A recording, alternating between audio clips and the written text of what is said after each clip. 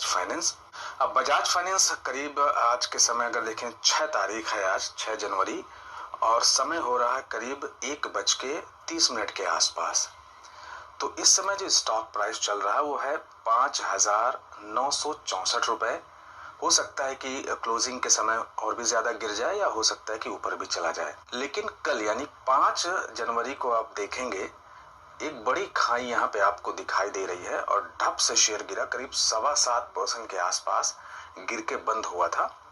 और आज भी इसमें 2.5% के आसपास जब वीडियो बन रहा है गिरावट दिखाई दे रही है। और जो साल का हाई यानी 52 वीक हाई दिख रहा है आपको, वो दिख रहा है 8,045 का, और लो बना चुका है ये करीब जून के समय, जब उस समय भी हमने वीडियो बनाया था कि 5,500 और 5,000 के मध्य में इस शेयर में खूब सारी जो है खरीदारी जो लोग चाहें कर सकते हैं। फिर उसके बाद ये 7,500 के ऊपर भी गया था, तो काफी अच्छा खासा लोगों को गेन मिला होगा जिन्होंने निवेश किया होगा। तो अगर देखिए बजाज फाइनेंस कई दफा हमें एक अच्छी अपॉर्चुनिटी देता है लंबे समय के लिए। जो लोग इसमें SIP वगैरह कर रहे हैं, क्योंकि बड़ी प्राइस का स्टॉक है, तो उनके लिए भी बेहतरीन स्टॉक है।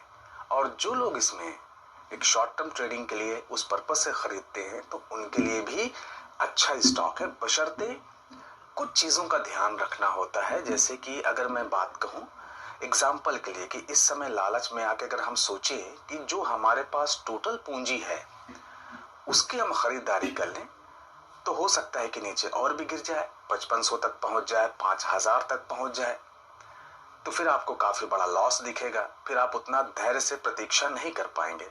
तो सबसे बढ़िया यही रहेगा कि अगर आपको लगता है कि एक बेहतरीन कंपनी है, NBFC निफ्टी 50 का स्टॉक है, लार्ज कैप स्टॉक है, और सबसे बड़ी बात है कि जो इसका व्यवसाय है आप सभी परिचित हैं। हो सकता है कि आप भी कुछ इनके प्रोडक्ट्स जैसे कि बजाज EMI कार्ड या EMI पे लोन ले रखा हो, जैसे कि फोन हो गया, लैपटॉप हो गए, कंज्यूमर प्रोडक्ट्स जो भी हैं, अनेक प्रकार के इनके पास लोन की काफी लंबी रेंज है।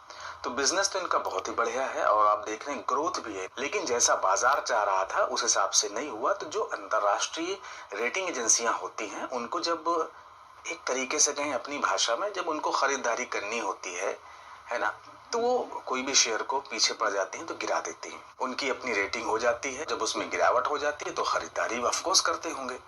जब खरीदारी करते हैं तो ऊपर के लेवल पे फिर वो बेच के मुनाफा अच्छा खासा कमा लेते हैं, लेकिन ऐसे मौके पे जो खुदरा नहीं घबरा जाता है। तो इस वजह से अगर आप देखेंगे, जैसे कि मैं आपको एक चार्ट दिखाना चाहूंगा, अगर हम 2018 से लेके अभी तक का चार्ट देखते हैं तो आप देखेंगे कि करीब करीब ये लेवल पे 5,000 के आसपास ये ट्रेड कर रहा था। कब था ये? फरवरी 2020। फिर मार्च में लॉकडाउन लगा और गिरावट हुई, और करीब जुलाई अगस्त तक इसमें काफी भयानक गिरावट रही, धीरे धीरे गिरा। उसके पश्चात फिर तेजी से भागा, फिर देखिए थोड़े से गिरा, फिर भागा, फिर ये तो बुल रन था 2021 अगर देखा जाए तो काफी अच्छा खासा सभी स्टॉक्स भागे। अब जो है रशिया यूक्रेन के पश्चात जो भी पिछले फरवरी में जो है शुरू हुआ, उसके पश्चात खासकर जून के समय मार्च से लेके अभी तक काफी तेज से गिरावट है। फिर इस स्टॉक में भी देखें तो यहाँ जून के आसपास काफी तेज से गिरावट हुई, फिर ये करीब 5,500-5,200 के आसपास आ गया। तो आप नोटिस कीजिए कि 2020 फरवरी से लेके और अभी तक जून 2022 तक वहीं के लेवल पे कहीं न कहीं आ चुका था। फिर इसमें तेजी देखी गई, 7,000 से ज्यादा का जो है स्टॉक ऊपर गया, और अभी फिलहाल फिर 6,000 के आसपास यानी कि 5,900 समथिंग आज चल रहा है। तो आपने देखा कितनी दफा इसमें जो है एक अपॉर्चुनिटीज मिली, लेकिन अगर हम लंबी अवधि में देखते हैं, यहाँ से आप देखेंगे तो ये ऊपर की ओर ही आपको दिखाई दे रहा है। तो जब भी फिर बाजार का माहौल अच्छा होगा, चूंकि कंपनी बढ़िया है, तो फिर ये हो सकता है फिर ऐसे ऐसे करके आपको एक लंबी समय में भी अच्छे खासे प्रॉफिट बना के देगा। और शॉर्ट टर्म में तो आपने जो पैटर्न वगैरह देख लिया, आप अपने हिसाब से समझ सकते हैं।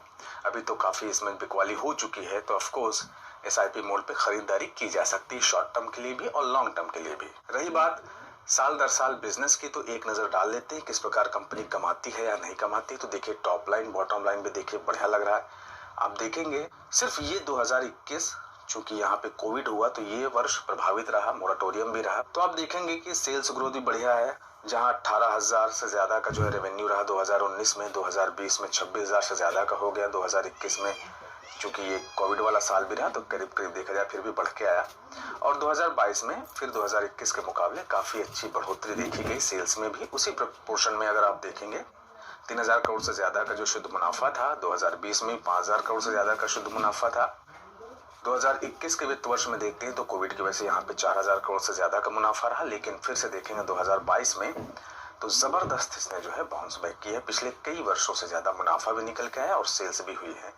तो यानी कि एक लंबे समय में देखा जाए तो इनका व्यवसाय भी काफी अच्छा है, ब्याज से कमाई होती है इन कंपनियों की। तो लोन तो आपको पता ही है कि जिस प्रकार से भारतवर्ष में हर इंसान को लोन कोई ना कोई चाहिए होता है, चाहे मोबाइल लोन हो, चाहे बिजनेस लोन हो, चाहे जो प्रकार का लोन हो, जो भी जैसा जिस इंसान को सूट करता है वो लेता है। तो बिजनेस में किसी प्रकार की कोई समस्या नहीं है। रही बात वैल्यूएशन की, देखते हैं तो प्राइस टू अर्निंग रेशियो एक एनबीएफसी कंपनी की 37 के आ गया है, एक लार्ज कैप की बढ़िया कंपनी पे प्राइस टू बुक वैल्यू 7.52 का। तो मेरे ख्याल से कि अगर देखें तो एक आकर्षक, बहुत ज्यादा सस्ता तो नहीं कह सकते, लेकिन एक आकर्षक, एक फेयर वैल्यूएशन पे आप कह सकते हैं कि ये इस समय गिर के खड़ा है।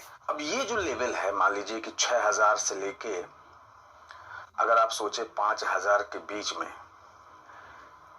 इस मध्य में अगर आप प्रेशर झेल सकते हैं, वो कहावत है ना कि if you can handle the pressure you can do wonders.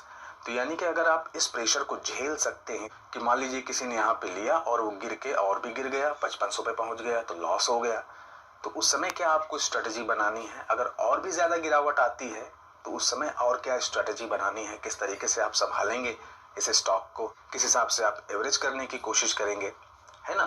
तो ये जो प्रेशर है, ये जो दबाव है, वो आप अगर हैंडल कर सकते हैं तो निसंदेह आप पैसा बना लेंगे।